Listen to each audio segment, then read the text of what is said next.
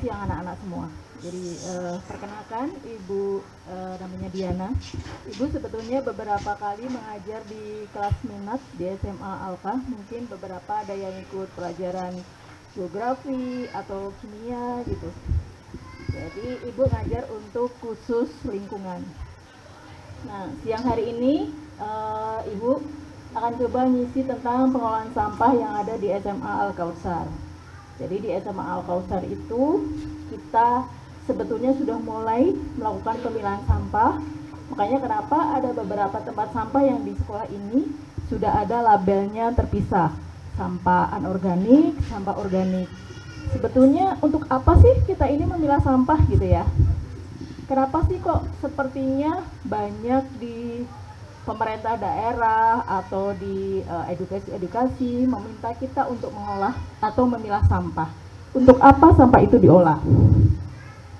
Nah, ini adalah gambaran TPA Sarimukti. TPA Sarimukti adalah TPA yang tempat membuang sampah akhir, tempat pembuangan sampah akhir Kota Bandung, Kabupaten Bandung, Kabupaten Bandung Barat, dan Kota Cimahi. Jadi 4 kota kabupaten itu membuang semua sampahnya di TPA Sarimukti.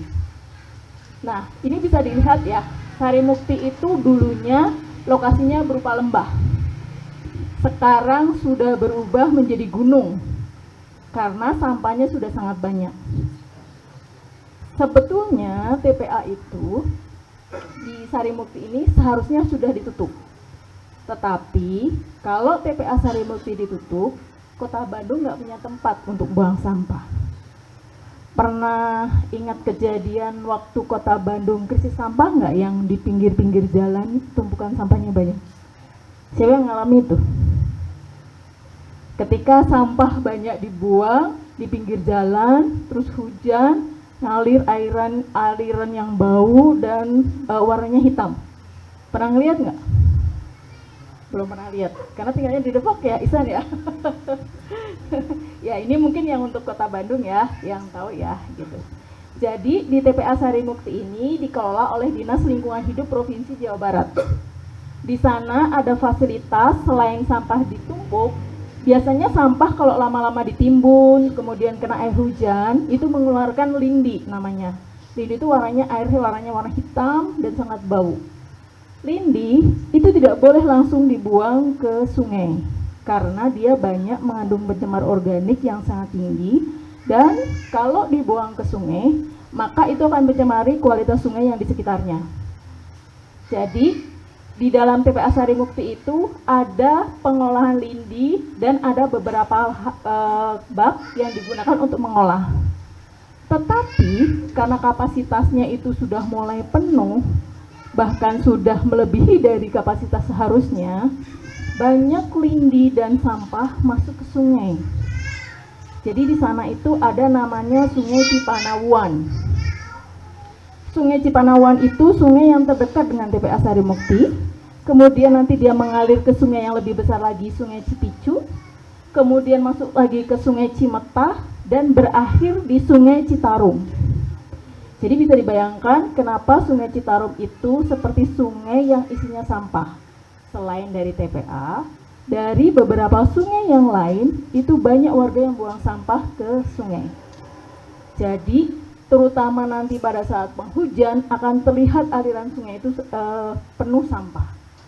Pernah melihat Sungai Citarum yang lagi penuh sampah nggak? Terutama ini untuk anak-anak Bandung ya. Atau sekarang karena sudah banyak anak Al-Kautsar yang dari luar Bandung, sekali-sekali harus jalan-jalan tuh ke Sungai Citarum, terutama nanti yang sudah masuk di Kabupaten Bandung. Jadi untuk memberikan bayangan bagaimana kondisi Sungai Citarum pada saat isinya banyak sampah. Oke. TPA Sarimukti sebetulnya adalah TPA alihan dari TPA Lewi Gajah.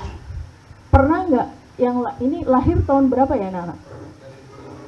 2005 ya? Oh ada yang 2008, oke. Jadi ini akhirnya jadi cerita ya, cerita sejarah. Di tahun 2005 ada namanya TPA Lewi Gajah. Jadi dulu pembuangan sampah kita itu di TPA Lewi Gajah. Tapi ada bencana yang terjadi di sana, di mana TPA itu meledak. Sehingga ada satu kampung yang tenggelam, tertimbun sampah.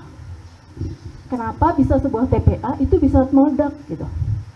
Nah, ketika tahun 2005 itu TPA Leuwi Gajah meledak, sampah-sampah yang ada di kota Bandung dipindahkan ke TPA Sarimukti. Jadi TPA Sarimukti itu pada awalnya sudah ditutup. Tapi karena ada kasus bencana di TPA Leuwi Gajah, sehingga kita tidak bisa membuang sampah, maka TPA Sarimukti diaktifkan kembali. Kenapa kok bisa TPA itu meledak gitu? Ini akibat pengelolaan sampah yang tidak dikendalikan oleh pemerintah maupun oleh masyarakat. Jadi dulu polanya semua sampah dicampur, organik, anorganik, residu, semua sampah dijadikan satu. Terus kemudian dibuang sampah, ditimbun aja langsung gitu. Jadi sampah organik yang tertimbun lama di dalam tanah itu akan mengalami penguraian. Karena organik, misalnya sayur-sayuran, daun, itu mengandung unsur karbon, lama-lama dia terdekomposisi. Dia menghasilkan gas metana, CH4. Gas metana itulah gas yang menjadi bahan baku tabung gas. Jadi kita kalau punya tabung gas di rumah itu salah satunya bahannya adalah gas metana. Jadi selain ada gas metana itu ada H2S. Kemudian ada gas amonia, NH3. Nah, yang bikin sampah bau itu ada gas H2S, ada gas amonia. Makanya kenapa kalau kita dekat-dekat dengan TPA itu pusing, mual, nggak enak baunya. Perpaduan gas-gas itu gitu. Nah, ketika ada gas metana, gas amonia, gas H2S itu di dalam sampah, itu berbahaya buat lingkungan. H2S itu sifatnya asam, sehingga walaupun dia asam lemah, dia bisa bereaksi dengan bahan-bahan sampah anorganik lainnya. Jadi, lindi seringkali mengandung bahan-bahan logam berat, karena dia menguraikan bahan-bahan yang ada di sampah anorganik. Sementara gas CH4, kalau dia terjebak di dalam tanah, dia lama-lama terkumpul tuh di dalam. Kalau lama-lama di sana, kemudian pada saat musim kemarau, kemudian dia terjebak cukup banyak. Itu yang menyebabkan terjadinya ledakan di TPA Leuwi Gajah. Jadi betapa sangat mengerikan ketika TPA itu tidak dikelola. Yang kedua, kenapa pada kasus tahun 2023 terjadi kebakaran di TPA Sarimukti yang baru bisa padam 5-6 hari? Jadi pada dasarnya sampah itu adalah bahan bakar. Ketika bahan bakar itu kering, kemudian ada gas metana, kemudian ada panas matahari yang tinggi di musim kemarau, kemudian dia terpercik api sedikit saja, dia bisa terbakar. Jadi di tahun 2023 adalah musibah besar TPA kedua setelah Leuwi Gajah. Karena sampah terbakar selama 5-6 hari dan semua 4 kota kabupaten tidak boleh membuang sampahnya ke TPA. Pernah kejadian lagi kita numpuk sampah lagi di rumah-rumah. Tapi tidak sepanjang waktu krisis sampah Sarimukti di tahun 2000 berapa ya waktu itu. Itu sampai lama tuh di kota Bandung. Jadi orang tidak pernah menganggap sampah itu penting. Yang penting tidak ada di dalam rumah saya. Yang penting tidak ada di dalam halaman rumah saya. Yang penting jauh dari rumah saya. Tapi tidak pernah memikirkan dampak bagaimana ketika sampah tidak dikelola. Jadi kalau misalnya anak-anak pernah melihat bahaya sampah yang masuk ke sungai dan ke laut, baru akan mengerti ketika sampah tidak dikelola dan kemudian masuk ke laut, itu meracuni lingkungan dan biota yang ada di sana. Jadi sekarang isunya adalah mikroplastik, pencemaran mikroplastik. Pernah dengar? Jadi bagaimana mikroplastik masuk ke dalam pencernaan biota dan kemudian berakhir terakumulasi di tubuh manusia dalam rantai makanan. Oke, jadi ini Ibu memberikan gambaran persoalan-persoalan sampah yang ada di Kota Bandung dan sekitarnya. adalah data untuk jumlah sampah yang masuk ke TPA Sarimukti. Jadi yang berwarna biru toska itu Kota Bandung. Kota Bandung itu volumenya di atas 1000 ton per hari. Kemudian yang berwarna hijau muda itu Kota Cimahi yang membuang ke Sarimukti. Kemudian yang berwarna kuning itu Kabupaten Bandung, dan yang berwarna orange itu Kabupaten Bandung Barat. Kenapa Kota Bandung besar padahal Kabupaten Bandung itu lebih luas dibandingkan Kota Bandung? Kota Bandung jelas, kalau Cimahi hanya 4 kecamatan, jadi jumlah sampahnya memang sedikit. Kenapa kalau Kota Bandung itu sangat banyak? Kota Bandung adalah kota dengan layanan sampah yang baik. Hampir 100% wilayah dilayani oleh Dinas Lingkungan Hidup. Jadi Kota Bandung termasuk melayani sampah kita, sampah-sampah rumah, itu baik. Kota Cimahi juga baik, tapi karena dia jumlah penduduknya sedikit, volume sampah sedikit. Kenapa Kabupaten Bandung dan Bandung Barat itu sedikit? Pelayanan Dinas Lingkungan Hidupnya rendah. Kalau sampah dari penduduk tidak dilayani oleh Dinas Lingkungan Hidup, terus sampah kemana? Yang dari rumah-rumah masuk ke sungai, dibakar di sekitar, itu yang terjadi. Kenapa banyak sampah masuk ke sungai? Karena tidak terlayani untuk dibuang ke TPA. Sehingga cara yang termudah adalah dengan membakar langsung di halaman atau di kebun-kebun, terutama di wilayah pedesaan, atau paling mudah sambil bekerja dari rumah lewat ada sungai kecil, masukin aja ke sana. Itu yang terjadi di wilayah-wilayah kenapa Sungai Citarum banyak sampah. Jadi 4 kota kabupaten ini adalah 4 kota kabupaten yang berada di wilayah Das Citarum. Jadi semua kegiatan yang ada di 4 kota kabupaten ini, air limbahnya bermuara ke Citarum. Dari sini punya gambaran ya, kenapa persoalan sampah, kalau kita berpikirnya kan sampah saya cuma sedikit, iya sampah saya ini hanya seberapa juta penduduk kota Bandung. Kalau semua orang berpikir sampah saya cuma sedikit, kita yang cuma sepersekian juta warga Bandung, semua berpikir begitu, kebayang berapa juta sampah gitu. Oke? Nah, sampah itu dikelompokkan menjadi kelompok sebetulnya 2 yang besar, yaitu sampah organik dan sampah anorganik. Kenapa ini urgent untuk dipilah? Jadi Kota Bandung itu sudah berusaha melakukan pengolahan sampah, terutama sampah organiknya. Sampah organik itu kenapa harus dikelola terpisah? Karena begitu dia tercampur dengan anorganik itu sulit untuk dimanfaatkan. Sekarang yang sedang kebijakan pemerintah pusat itu membuat namanya sampah RDF, Refuse Derived Fuel. Jadi sampah digunakan sebagai bahan bakar pengganti batu bara. Jadi kalau pabrik-pabrik, terutama seperti pabrik semen, untuk mereka butuh pemanasan proses produksinya, itu mereka membutuhkan batu bara. Tetapi di peralatan mereka bisa batu bara dikurangi, sebagian dimasukkan sampah. Nah, sampah itu bisa dibakar tapi harus di treatment dulu, dikeringkan dulu, dicacah dulu, baru bisa sebagai bahan bakar pengganti batu bara. Jadi bahan bakar RDF tadi. Nah, kalau sampah masih mengandung organik atau dia mengandung kadar air yang tinggi, itu tidak bisa diterima pabrik.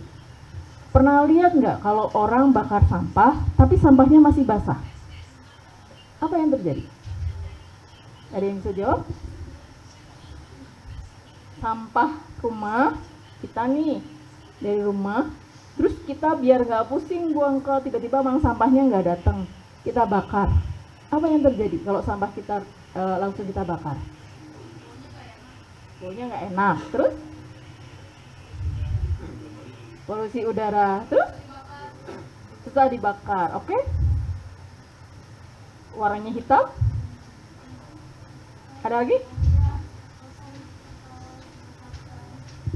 Baunya gosong. Ya, sampah berwarna hitam karena dia masih mengandung air dan dia mengandung organik yang basah. Yang kedua, plastik tidak boleh dibakar di bawah suhu 600 derajat. Karena kalau plastik dibakar di bawah suhu itu, dia terbentuk dioksin furan. Dioksin furan itu senyawa yang berbahaya buat pernapasan, jadi dia nggak beracun. Jadi kenapa sampah sebetulnya tidak boleh dibakar sembarangan, terutama plastik? Karena plastik itu memang menimbulkan pencemaran udara yang berbahaya buat kesehatan. Jadi penggunaan sampah sebagai bahan bakar itu hanya boleh industri-industri yang menggunakan proses produksinya suhunya tinggi. Jadi kalau di Indonesia itu yang sudah direkomendasikan pabrik semen dan PLTU. PLTU di Indonesia menggunakan bahan bakar bahan bakar batu bara untuk membangkitkan listriknya. Dia memanaskan turbin. Jadi dia menggunakan batu bara, dan sebetulnya sebagian boleh dengan RDF, tapi skala kecil.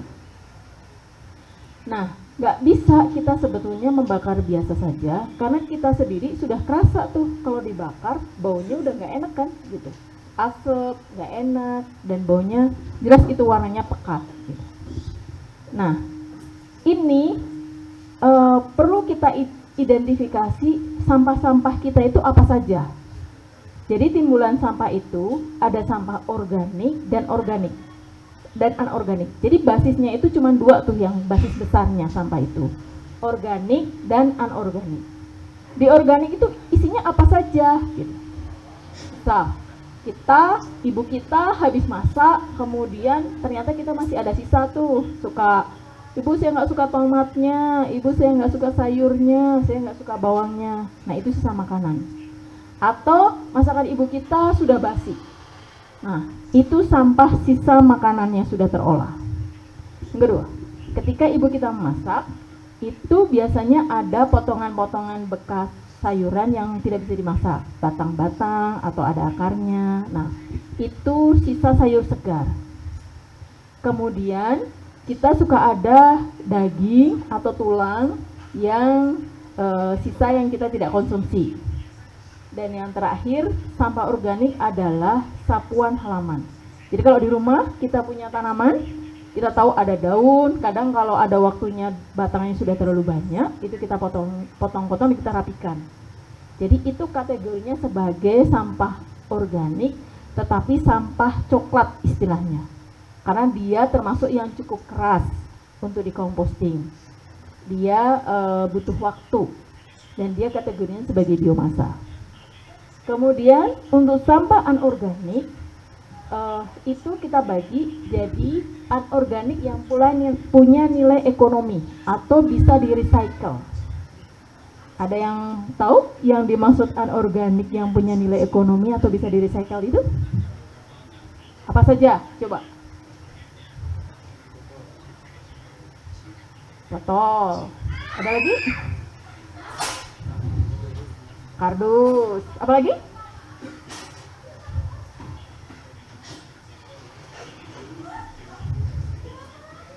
Besi, oke. Ada lagi?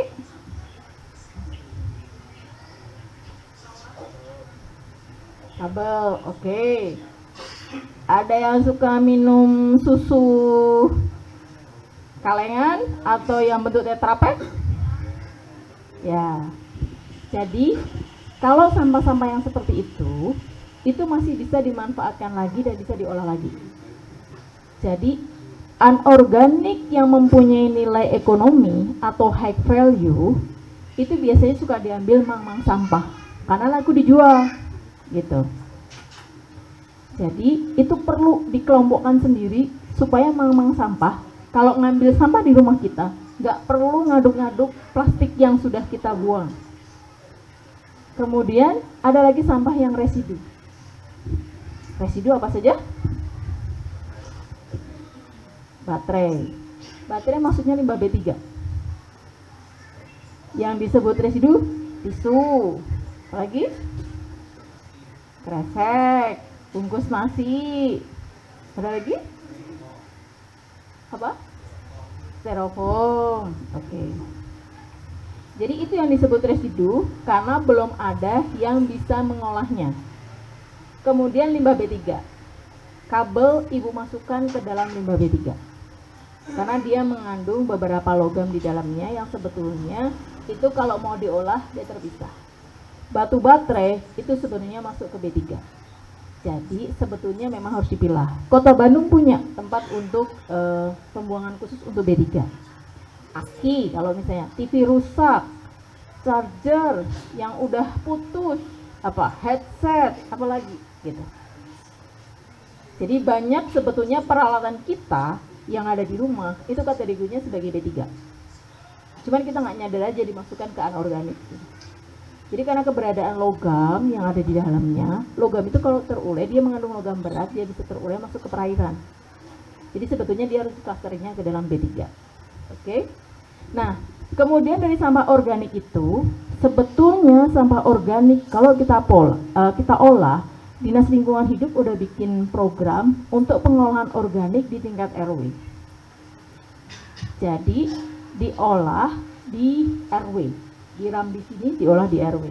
Kemudian anorganik yang punya nilai ekonomi itu bisa dibuang ke bank sampah atau kasih ke bank sampah.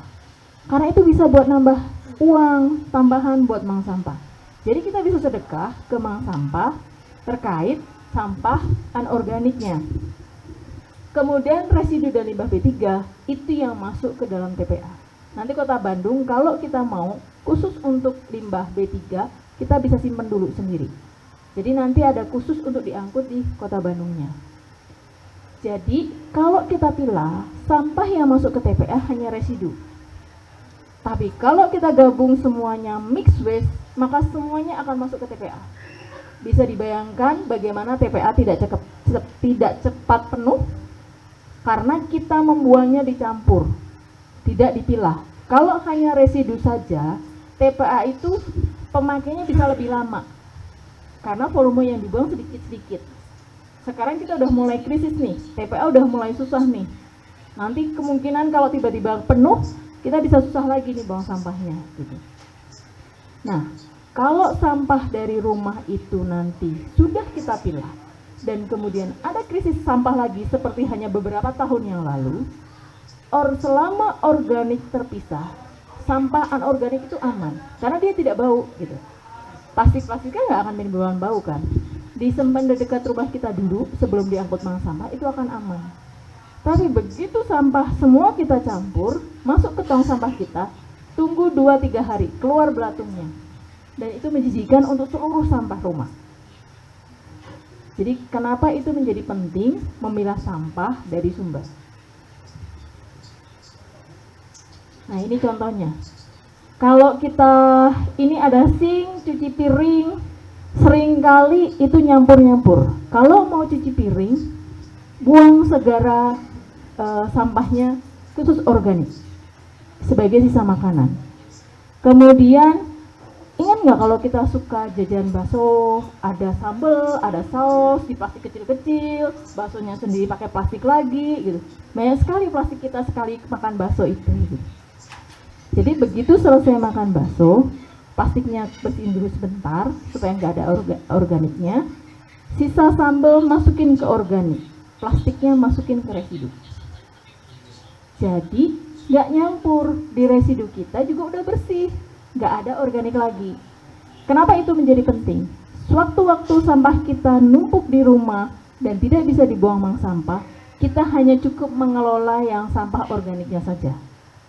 Kalau sampai nggak ada bank sampah, ambil tong, bolongin bawahnya dikasih kompos, masukin sampah organik lagi, tutup lagi sama kompos. Itu bisa baunya segera hilang. Tapi begitu ada sampah organik masuk ke sampah anorganik, kemudian kita buang ke tong sampah kita, tunggu bank sampah nggak buang seminggu, pasti bau sampah kita. Coba sekompleks isinya begitu, maka kompleks akan bau semua.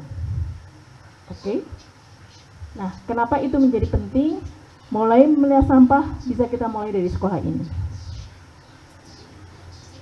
Nah, ini contohnya sampah-sampah yang kita hasilkan. Contoh, sampah belanja online. Wah, kita semua hobi belanja online. Jadi, online itu pasti ada kardus, pasti ada plastik, ada selotip. Jadi kardus itu masih bisa dimanfaatkan di daur ulang. Gimana kalau kita sampahnya itu plastik terus ada bubble wrap-nya? Bubble wrap dan plastiknya sebetulnya masih bisa. Jadi bahan RDF itu salah satunya adalah sampah-sampah dari sampah online itu bisa dimanfaatkan sebagai bahan RDF. Kelompokin saja dulu dia sebagai anorganik. Jadi sebetulnya Kota Bandung sudah punya beberapa tempat untuk mengolah sampah RDF ini. Asal dia kering, itu akan sangat membantu proses pengolahan lebih cepat. Jadi biaya produksi RDF tertinggi adalah biaya tenaga kerja pemilah sampah karena alat tidak bisa. Oke. Ini ciki, ini organiknya, ini ada residunya, jadi bisa kelihatan mana yang organik, anorganik, dan residu. Ini coba bisa dikelompokkan. Jadi bisa kelihatan ya, sampah-sampah yang organik dan anorganik. Nah, ini sampah AK dan Pak Asep. Ini yang saya temui ketika Pak Asep setiap sore di tempat pembuangan sampah memilah sampah. Jadi Pak Asep dan tim Sabu Jagat itu sampahnya itu harus dipilah seperti ini. Beliau itu memilah, kalau organik ditaruh di drum yang warna putih itu, dituangkan terlebih dahulu ke sana. Kemudian yang punya nilai ekonomi akan dipilah lagi, yang dibuang ke bank sampah dipilah lagi sama Pak Asep. Jadi ini kelihatan nih, di AK masih beberapa kecampur-campur sampahnya. Karena setiap sore Pak Asep masih begini, gitu. Jadi kasihan ya, Pak Asep masih punya tugas. Mulailah dari diri sendiri, mulai dipilah. Karena seringkali ibu melihat, misalnya ada wadah makanan terus nggak selesai atau nggak habis, buang aja semuanya jadi satu. Itu yang jadi masalah. Ini kerjaan Pak Asep setiap sore. Nah, kalau sudah dipilah sama Pak Asep, ini yang sebelah kiri yang masih nyampur-nyampur nih, yang masih nggak karu-karuan. Ini sama Pak Asep udah dipilah tuh. Yang sebelah kanan, organik terpilah. Mana yang bisa dijual, mana yang masuk ke bank sampah, yang sudah bisa dijual sama Pak Asep udah dikumpulkan. Kenapa? Karena buat sebagian orang ini bermanfaat, buat nambah penghasilan. Jadi kalau kita milah sebetulnya itu bagian dari sedekah. Kita sedekah sampah kita memudahkan orang yang untuk menjualnya lebih mudah mendapatkan dari kita. Di rumah itu bisa, Mang, iya nu botol tinggal diambil bisa dijual. Nggak usah yang lainnya udah residu, Mang, bawa ke TPA yang mau dijual Mang di sini. Itu buat Mang sangat membantu. Jadi mulai dari rumah, mulai dari kebiasaan kita memilah sampah dari rumah dan dari sekolah. Oke? Semoga apa yang Ibu sampaikan bisa mendapatkan bisa memberikan warna, bisa memberikan pengetahuan yang baru buat kalian terkait dengan sampah ini. Jadi mari kita mulai pilah, nanti Ibu harus diskusi dengan sekolah juga fasilitasnya, mulai memilah dari sumber. Jadi mulai dari kebiasaan kita. Ibu mengamati sampah-sampah di AK masih banyak yang mixed waste, masih banyak yang tercampur. Jadi harapan ke depan untuk membantu Pak Asep, bantu Mang Sampah, kita mulai pilah sampah dari murid-murid dan guru yang ada di sini. Oke? Baik, terima kasih banyak. Semoga bermanfaat. Assalamualaikum warahmatullahi wabarakatuh. Waalaikumsalam warahmatullahi wabarakatuh. Terima kasih Bu Diana. Mungkin ada 1-2 pertanyaan dari anak-anak terkait tadi pemaparan. Jadi kan tadi di awal kita dikasih lihat akhir dari sampah kita kemana gitu. Ada pertanyaan?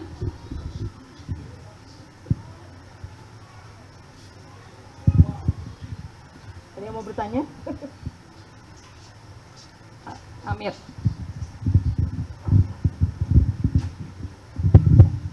Saya Amir dari kelas 11. Saya mau nanya,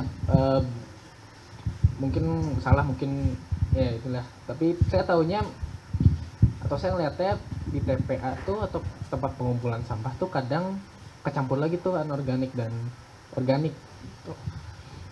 Kira-kira solusinya apa buat karena ya di rumah saya udah milah gitu ya, cuman kadang kalau lihat mobilnya atau si truk ini ya nyampur lagi gitu.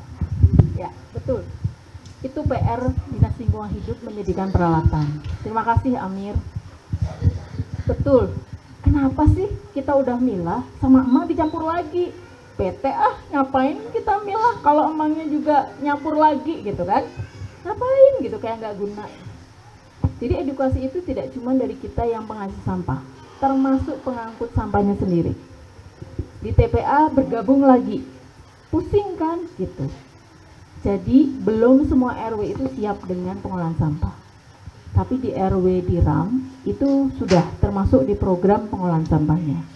Jadi kalau misalnya saya udah bete organinya kepilah, siap nggak diolah di rumah? Karena ngolah di rumah itu juga bisa dilakukan. Ibu melakukan di saat dulu belum mulai program pemilahan sampah dan pengolahan sampah, ibu ngolah organiknya di rumah. Jadi kayak bikin drum, ditaruh di bawahnya itu supaya airnya bisa ketahan dulu ya. Suka pakai sekam, terus kompos, organik, masukin lagi kompos. Bisa ditambahkan dengan bakteri E4. Cari di internet, bisa beli di Shopee untuk mempermudah dan mempercepat pengkomposan. Nanti kalau udah sampahnya jadi, itu bisa dipakai buat tanam-tanaman. Atau siap nggak miara pakai cacing? Serem ya. Gitu. Jadi kalau udah nggak siap dengan cacing, itu bisa pakai pot, masukin itu sedikit, tapi cari tanah yang ada cacingnya. Itu juga bisa. Walaupun prosesnya lebih lama. Cacing lebih senang dengan sampah yang fresh. Kalau ibu kita masaknya sayur-sayuran yang fresh, itu cacing lebih senang dibandingkan sisa makanan. Karena sisa makanan itu yang bikin berat, dia mengandung minyak. Jadi itu yang bikin berat buat cacing itu mengolahnya. Jadi kalau ngolah sampah itu jangan kalau habis makan rumah makan Padang sekuah-kuahnya kita masukin ke sampah ya. Nggak bisa tuh dikomposting kalau udah ada kena minyak dan santan. Itu susah gitu. Jadi pilah yang bagian padatannya gitu ya. Jadi memang betul, itu salah satu PR di Kota Bandung, mereka sedang pembenahan termasuk penyediaan alat angkut yang terpisah. Memang itu menjadi PR. Jadi selain menggerakkan warga memilah dari sumber, itu termasuk alat angkutnya menjadi PR. Terima kasih banyak Amir untuk pertanyaannya. Oke, terima kasih. Ada lagi satu. Oke. Maria dulu.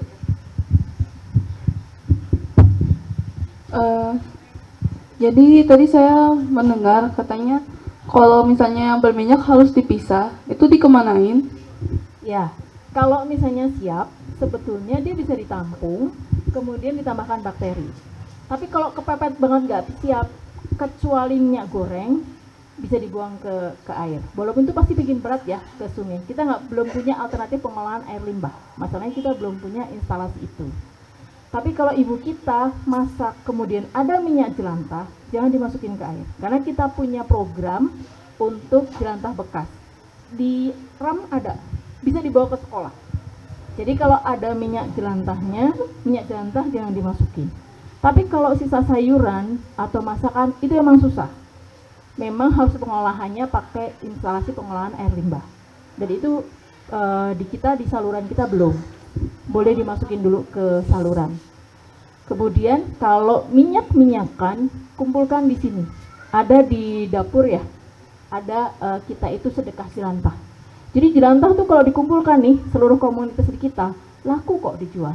Bisa dapat 500.000 kalau komunitas tuh ngumpul. Terus nanti bisa dipakai buat kegiatan-kegiatan kita gitu. Jadi di sini kalau ibu-ibu di sini, ibu-ibu yang suka datang ke sini, suka bawa jelantahnya ke sini. Jadi itu tidak dibuang ke lingkungan. Kalau untuk minyak goreng, oke?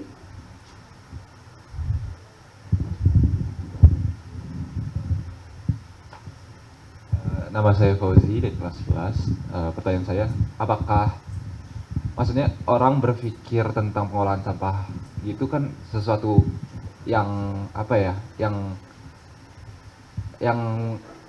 kita harus melakukan usaha lah untuk itu. Terlalu malas, terlalu apa untuk zero waste itu, apakah worth it gitu dengan output yang dikeluarkan dari organiknya jadi hasilnya pupuk, jadi eh, barang yang valuable gitu. Apakah maksudnya orang-orang pasti berpikirnya roda ekonomi gitu, ekonominya gitu, nilai ekonomisnya daripada kita ngelakuin hal yang sia-sia doang gitu, akhirnya nanti kayak Amir gitu masuk ke tempat sampah, kecampur lagi gitu. Apakah misalnya kalau sampah ini benar-benar ideal, zero waste, apakah sampah ini setidaknya membayar usaha kita untuk mengolah itu? Sampah itu karena nggak kelihatan, seperti hanya kita butuh air bersih. Kalau kita butuh air bersih kan mau nggak mau ketika pemerintah adanya PDAM, kita mau bayar nggak buat air bersih rumah kita? Mau kan? Kita butuh air bersih kok nggak kita tetap beli.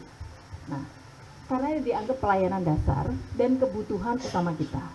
Sampah kita tidak menganggap itu sebagai kebutuhan kita. Itu hanya hasil buangan.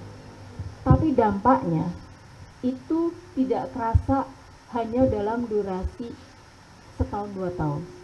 Dia berdampak puluhan tahun. Dari nenek kita pakai sampo sasetan, kemudian dibuang sembarangan ke sungai, masuk ke laut, sampah sasetan itu masih ada. Jadi kalau pengen lihat di YouTube, lihat dampak pembuangan sampah plastik di Indonesia, dampaknya sudah masuk ke laut. Jadi kalau dihitung kok kayak nggak worth it secara ekonomi, betul. Kalau secara ekonominya kita hanya melihat dampaknya saat itu ke kita, nggak terlalu bernilai. Tapi dampak dia terhadap lingkungan besar itu bernilai. Zaman kakek nenek kita bisa membuang sampah dengan sembarangan. Yang merasakan dampak sampahnya itu kita, cucunya. Karena sekarang mulai ada kajian bagaimana mikroplastik terurai di dalam air dan masuk ke dalam rantai makanan. Dan itu sudah mulai masuk ke dalam tubuh kita. Nggak kerasa kan? Nggak kerasa. Karena kita nggak ngerasain ada bedanya gitu. Jadi karakteristik manusia itu harus sampai dampaknya itu betul-betul merusak kita dulu, baru kita menimbulkan dampak. Itu yang paling bahaya. Pengen tahu yang terjadi di kota Bekasi, di Kabupaten Bekasi? Jadi Sungai Das Citarum itu dari kemarin kita di situ Cisanti sebagai ujung 0 km, itu berakhirnya di Kabupaten Bekasi Muara Gembong. Jadi sampah dari sana yang sungai airnya bersih masuk ke Kabupaten Bandung, sampahnya banyak. Terbanyak sampah sungainya di Kabupaten Bekasi. Apa yang terjadi di sana? Sungainya udah isinya sampah. Gimana cara mereka Kabupaten Bekasi mengatasi sampah yang dari kota kabupaten sebelumnya, dari hulu? Sampahnya didorong semua masuk ke laut. Supaya itu cara cepat. Karena mereka nggak punya anggaran untuk mengolah sampah yang masuk ke sungai. Pusing kan sampahnya dari Kabupaten Bandung berakhirnya di sana gitu. Itu sebelum ke sana kita lihat dulu. Sampah kita masuknya ke waduk-waduk dulu. Jadi multiplier efeknya itu sangat panjang. Tidak bisa kerasa karena masuk ke dalam sistem ekologi yang berakhir ke laut. Jadi kenapa agak serem sebetulnya makan ikan-ikan yang muara sungainya itu di daerah sana di pantai utara gitu. Jadi bisa dibayangkan memang dampaknya ekonomi tidak terlihat. Karena sampah, kalau berpikirnya sampah itu kan harusnya ini bisa menghasilkan lebih. No. Tidak boleh berpikir itu harusnya jadi layanan karena dia dia hasil buangan kita. Kita manusia makan, keluar sampahnya apa? BAB kan? Pipis kan? Pernah nggak kita berpikir itu menghasilkan ekonomi? Tapi karena modern, maka kita membuat sistem sanitasi. Dibuatlah septic tank. Tapi kalau septic tank penuh diapain? Disedot kan? Kita bayarkan? Gitu. Karena itu layanan sebetulnya. Layanan dasar. Jadi, kenapa sampah diolah dijadikan bahan bakar seolah tidak bernilai ekonomi? Karena sampah menumpuk di TPA itu adalah racun dan kemudian mencemari lingkungan. Usaha kita mengolah sampah ini adalah usaha untuk mengurangi pencemaran terhadap lingkungannya. Kita supaya menjaga yang sekarang, karena untuk keturunan di bawah kita selanjutnya. Itu yang tadi dimaksud Pak Safei, khalifah di muka bumi. PR sampah paling sulit. Kalau septic tank itu kita tinggal buang ke tukang sedot tinja, selesai kan? Pernah kepikir nggak septic tank kita penuh sampai kemudian bau ke rumah-rumah? Pusing kan kita? Nggak tiba-tiba nggak ada tukang sedot tinja tuh, biarin aja meludak tuh di rumah kita gitu septic tank. Nggak mau kan kita? Pernah nggak kepikiran sampah? Kan kalian yang buang sampah, kalian yang belanja, kalian yang menghasilkan sampah. Simpan dong sampah itu di rumah kalian, jangan dibawa keluar. Tiba-tiba DLH nggak mau melayani pungutan sampah. Kepikir nggak kita bahwa itu adalah bagian proses hidup kita? Kita mengkonsumsi sesuatu maka menghasilkan sampah. Yang bisa kita lakukan, sampah yang kita hasilkan itu tidak minimalis mencemari lingkungan. Prinsip dasarnya tentang itu. Jadi itu sebenarnya prinsip dasar tentang bagaimana kenapa sampah itu menjadi penting. Karena setiap orang berpikirnya yang penting tidak ada sampah di halaman rumah saya. Yang penting rumah saya nggak bau. Yang penting rumah saya rapi. Semua orang berpikir gitu. Pernah terpikir nggak lokasi rumah-rumah penduduk yang lokasinya dijadikan tempat pembuangan sampah? Kita nggak pusing karena rumah kita jauh. Pernah nggak lihat rumah-rumah yang dekat TPA Bantar Gebang? Pernah nggak lihat TPA rumah-rumah dekat TPA Sarimukti? Sarimukti itu untungnya terisolir ya di gunung-gunung gitu. Bantar Gebang tuh dari jarak jauh aja udah bau banget gitu. Yang daerah Bekasi yang rumahnya Bantar Gebang bisa dilihat. Jadi kita selalu berpikir itu bukan masalah karena tidak ada di dekat kita. Nah itu yang tadi Pak Safei, kenapa kita harus mulai berpikir tentang ekologis. Khalifah di muka bumi, nggak mungkin kita harus melakukan pencemaran ke lingkungan tanpa melakukan sesuatu. Prinsip dasarnya tentang itu. Oke, ada lagi? Fauzi, masih ada yang mau diinikan?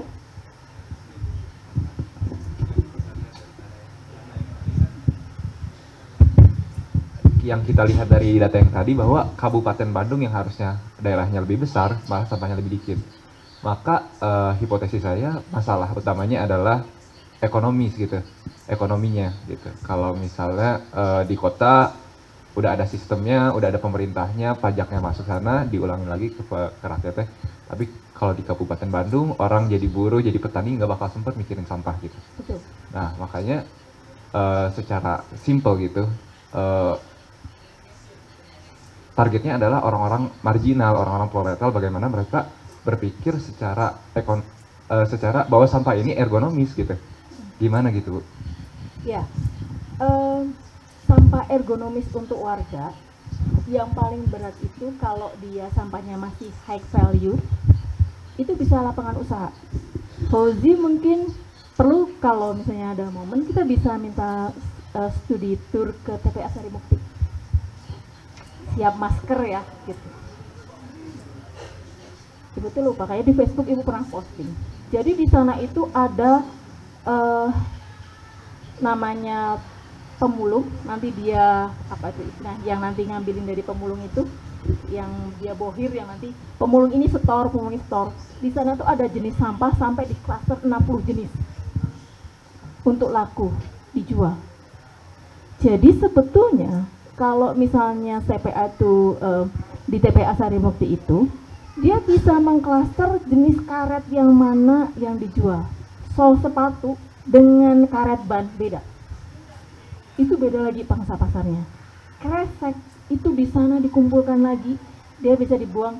Pernah beli plastik, ember plastik yang warna hitam tapi agak bau nggak? Nah, itu juga biasanya dari sampah plastik kresek yang diolah lagi. Jadi dia bisa menjadi mata pencaharian buat beberapa orang. Di sana itu kaca aja dibuat grade, kaca bening, kaca hijau, kaca coklat, itu beda lagi. Kemudian kaleng yang aluminium beda lagi. Kemudian dia bisa berbagai jenis karakteristik plastik itu dikelompokkan lagi. Besi-besian itu dikelompokkan lagi. Bahkan tulang-tulangan. Jadi tulang sapi yang gede-gede itu kan sulit dikomposting. Di TPA Sarim itu ada yang ngumpulin, karena dia bisa dibubuk, dibuat bubuk, dihancurkan, itu bisa untuk campuran pakan. Jadi di sana tuh ada pengumpul sampah yang sangat banyak. Kalian bisa belajar betapa banyaknya jenis sampah yang bisa diolah. Kresek sebetulnya bisa didaur ulang. Bahkan dia dicacah, dia bisa jadi RDF. Jadi kelompok sampah itu cukup banyak dan itu bentuknya tuh macam-macam. Di beberapa negara maju, mereka bisa tuh membuang sampah botolnya, sampah kalengnya, kemudian dikeluarkan ada kayak ATM-nya, kemudian mereka bisa mencairkan dalam berupa duit tuh gitu. Nah, buat warga masyarakat seperti Pasir Angling, di sana itu Ibu amati jenis sampahnya yang dominan di sana, organik dan residu. Jangan berpikir kayak di kota besar. Kota besar kita itu penghasil sampah anorganik yang besar karena karakteristik kita belanja. Di sana mulai bergeser tuh, sudah mulai ada belanja online. Tapi sebetulnya cara mereka, ekonomi mereka itu belanjanya sistemnya banyak residu. Kenapa? Beli sampo sasetan, beli sesuatu yang ukurannya kecil-kecil.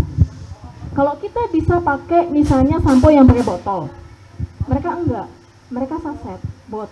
Botol sampo kita bisa dikasih ke bank sampah. Tapi di wilayah pedesaan itu banyaknya residu dan organik. Jangan dipikir di sana sisa makanan itu perlu dikomposting, enggak. Sisa makanan dikasih ke ayam. Jadi nggak ada tuh istilah buang nasi kayak kita tuh. Kalau kita kan sering ya, buang apa? Lauk nggak kemakan udah 2 hari, aduh malas, bosen. Nasi sisa ini bisa. Di sana semua makanan sisa dari meja makan kita dikasih ke ayam.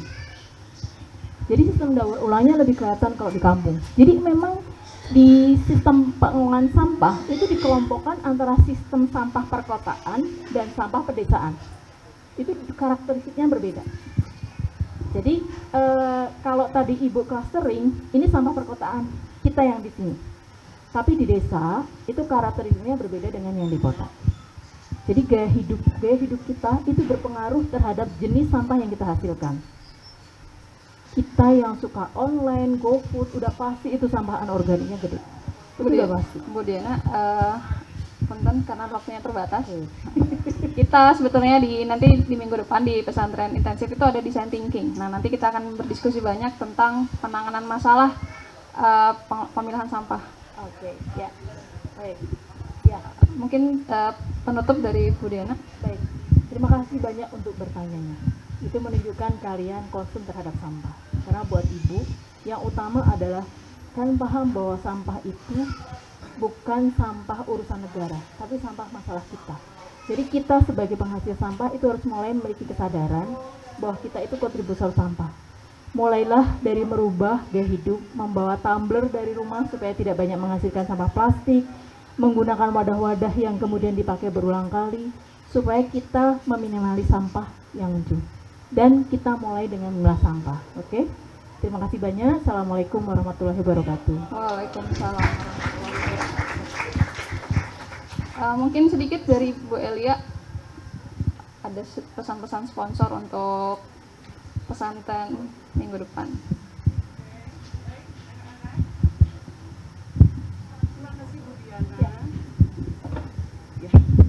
Assalamualaikum warahmatullahi wabarakatuh.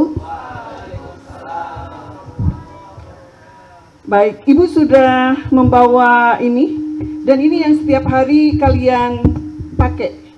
Ini pakai tiap hari kan? Kalau beli bala-bala, oke. Kalau nggak bawa tumbler atau beli yang teh manis, oke. Ini Ibu ambil dari mana? Dari kantin. Salah satu ya. Oke. Ada ini. Ya. Oke. Ini kalau beli nasi makan siang. Oke. Oke. Sekarang Ibu akan kasih makanan ini bagi yang menjawab. Dari kesimpulan itu, menurut kalian, dari tadi ya, ada TPA Sarimurti, ada TPA Lewi Gajah, TPA Lewi Gajah berpindah ke TPA Sarimurti, yang kalau itu bermasalah kita kelimpungan. Ada sungai yang hari ini masih banyak yang tertimbun sampah, isi timbunan sampah. Apa hal kecil sesuai dengan ini dari kebiasaan kecil? Apa komitmen hal kecil yang bisa kita lakukan terkait dengan sampah? Siapa yang bisa memberikan ide? Ya, dari tadi Malia sudah, saya tunggu dulu yang lain. Silakan. Apa hal kecil kita punya komitmen nih sebelum bergerak supaya oke lah, pertanyaan banyak di kepala Fauzi. Ini kenapa ini, Mbak? Oke, dari Amir pertanyaan banyak. Tapi oke, aku bergerak. Mulainya targetnya kayaknya bisa 1 deh. Supaya tuh Sari Murti ataupun sampah di sungai nggak ada lagi. Apa target aja? Itu target yang mau kita capai. Kira-kira apa? Ada yang bisa menjawab? Ayo, Amir, apa?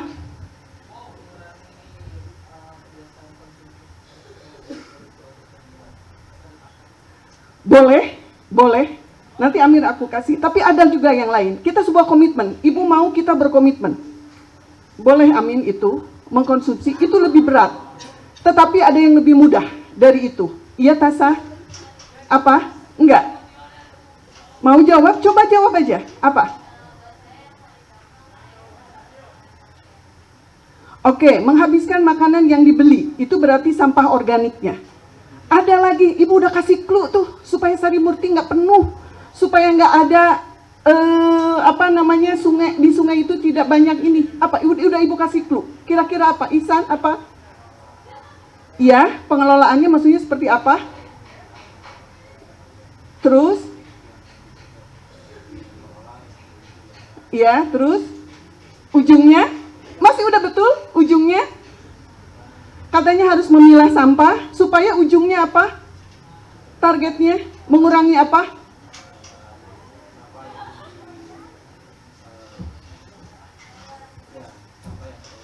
Betul itu. Kita punya target 1 aja. Bagaimana caranya supaya meminimalisir sampah yang dibuang ke TPA? Kira-kira bisa nggak? Bisa nggak? Siapa yang nggak merasa nggak sanggup? Ini buat di sekolah ya, konteksnya buat di sekolah. Siapa yang merasa nggak sanggup? Meminimalisir sampah yang dibuang ke TPA. Jawaban Ihsan paling tepat. Jadi Ibu kasih double ini.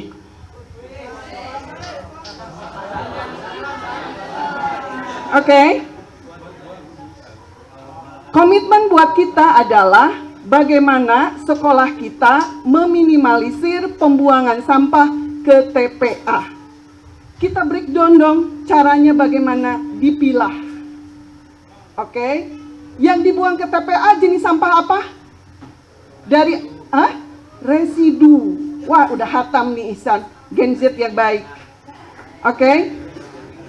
Sebagai informasi bahwa kalau kita tidak peduli dengan pemilahan sampah, itu ketinggalan zaman sekarang ini.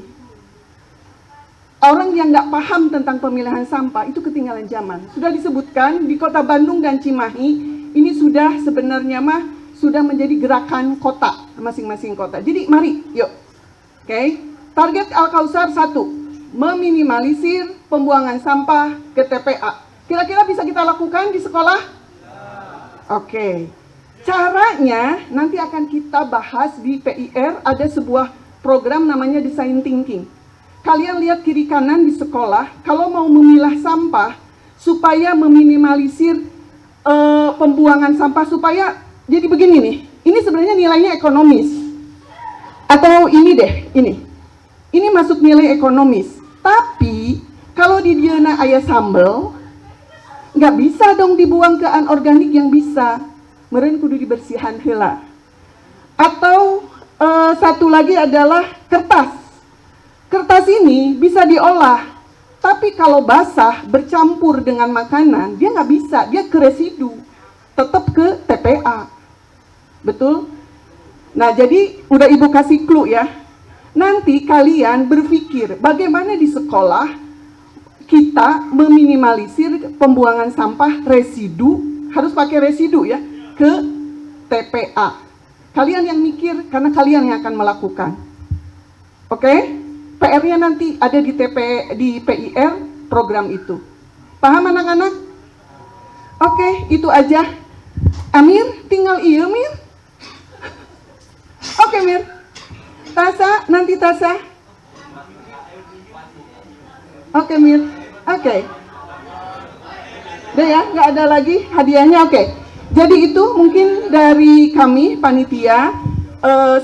Terima kasih dan tepuk tangan sekali lagi untuk Ihsan yang sudah sangat baik memberikan menangkap masalah. Oke. Wassalamualaikum warahmatullahi wabarakatuh.